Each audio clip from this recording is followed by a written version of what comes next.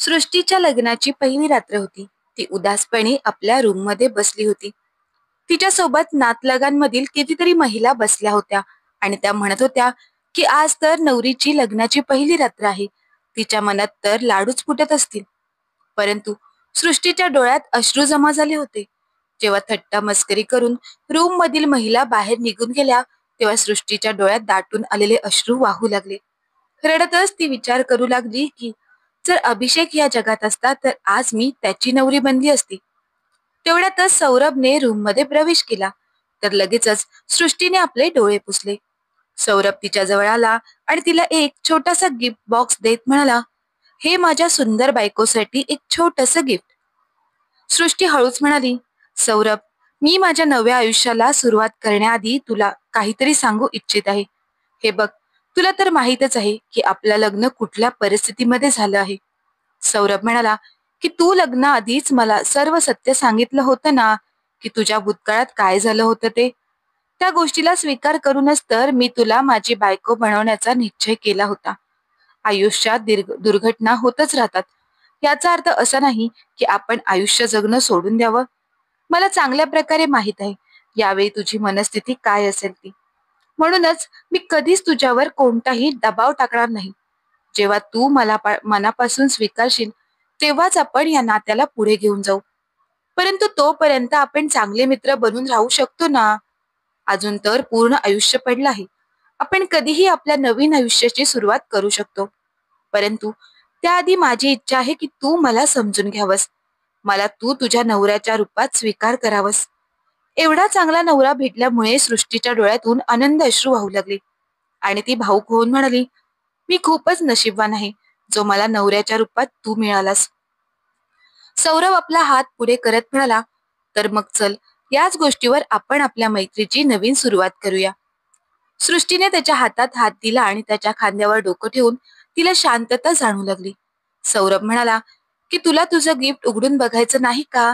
तेव्हा सृष्टीने लगेचच ते गिफ्ट बॉक्स उघडलं आणि बघितलं तर त्यात एक सुंदर अंगठी चमकत होती. सौरभने सृष्टीच्या बोटामध्ये अंगठी घातली आणि तिच्या डोक्यावरून हात फिरवत म्हणाला, चल, तू खूप थकली असशील ना, चेंज करून घे आणि आराम कर. मला सुद्धा खूप झोप येत आहे. सृष्टीचे तर असा नवरा मिळाल्यामुळे पाय जमिनीवर टेकतच नव्हते. हळूहळू दोघेही एकमेकांना समजून घेऊ लागले होते आणि दोघांमध्येही असलेली संकोचाची भिंत आता दूर होत चालली होती. शेवटी सृष्टीने सौरभच्या प्रेमापुढे जवळजवळ 5 महिन्यानंतर समर्पण केलंच. त्या दिवशी सौरभ खूप खुश होता. दोघांच्या आयुष्याची एक नवीन सुरुवात झाली होती. सौरभ सृष्टीला खूप प्रेम देत होता. आता सृष्टी सुद्धा हळूहळू तिचा भूतकाळ विसरून आनंदी राहू लागली होती. सृष्टीच्या सासरी सासू सासरे आणि एक छोटी नणंद वान्या होती. सृष्टी आपल्या संपूर्ण कुटुंबाची चांगल्या पद्धतीने काळजी घेत होती. तिच्या सासरच्या सर्व लोकांना तिच्या भूतकाळाबद्दल माहित होतं. परंतु कोणीही या गोष्टीबद्दल काही बोलत नव्हतं. फक्त तिची नणंद कधी कधी तिला या गोष्टीवरून टोमणे मारत होती की वहिनीला या सगळ्या गोष्टींचा एक्सपिरियन्स असेल.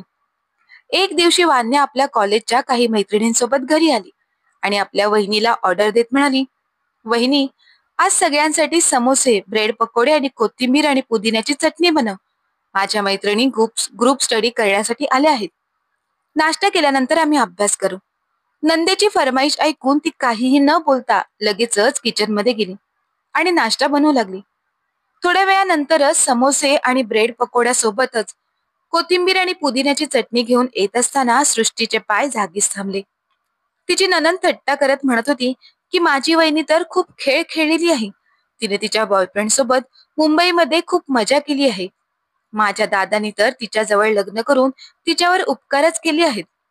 तेवढ्यातच नंदेच्या गालावरील थप्पडचा आवाज पूर्ण घरात गुंजला. सौरभ आपले दात ओठ आवळत म्हणाला, वान्या, तू हे सगळं काय बकवास करत आहेस. आपल्या वहिनीबद्दल असं बोलताना तुला लाज वाटली नाही का. वान्या रागातच उठून उभी राहिली आणि म्हणाली, दादा, तू मला थप्पड कशी मारू शकतोस, आणि ती सुद्धा ह्या मुलीसाठी. हिने काय रंग उधळले असतील मला चांगलेच माहित आहेत. तरी सुद्धा तू तिला आपल्या कुटुंबाची इज्जत बनवली आहेस. सौरभ रागातच ओरडत म्हणाला, खबरदार, जर माझ्या बायकोबद्दल एक शब्द सुद्धा बोललीस तर. जेव्हापासून ती या घरात आली आहे तेव्हापासून मी ऐकत आहे की तू तिच्याबद्दल काही ना काही चुकीचं बोलतच असतेस. मला माहित आहे की माझ्या बायकोचा एक भूतकाळ आहे. याचा अर्थ असा नाही की ती माझ्या प्रती एकनिष्ठ नाही आहे. प्रत्येकाच्या आयुष्यात असा एक क्षण येतो जेव्हा त्याला कोणीतरी आवडू लागतं.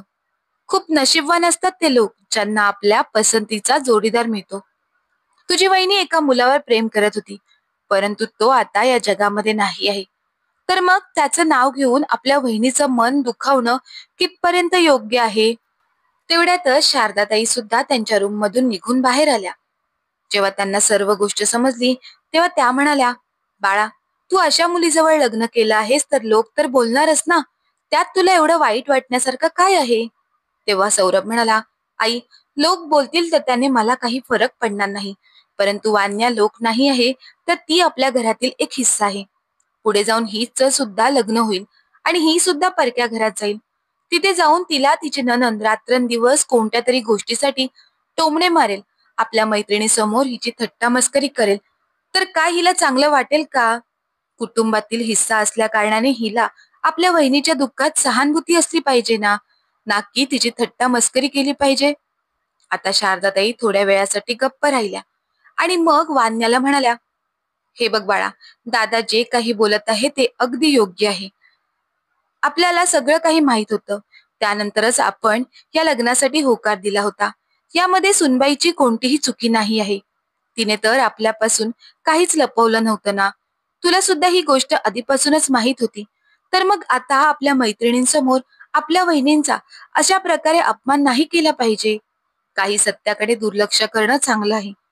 कोणाचे तरी मन दुखावे म्हणून पुन्हा पुन्हा सर्वांसमोर त्याचे सत्य बोलून काय उपयोग? वान्या आता पाय आपटतच रागाने तिच्या खोलीत निघून गेली. तिला खूप राग आला होता की दादांनी माझ्या मैत्रिणींसमोरच माझ्यावर हात कसा उचलला. परंतु वान्याने सुद्धा चूकच केली होती.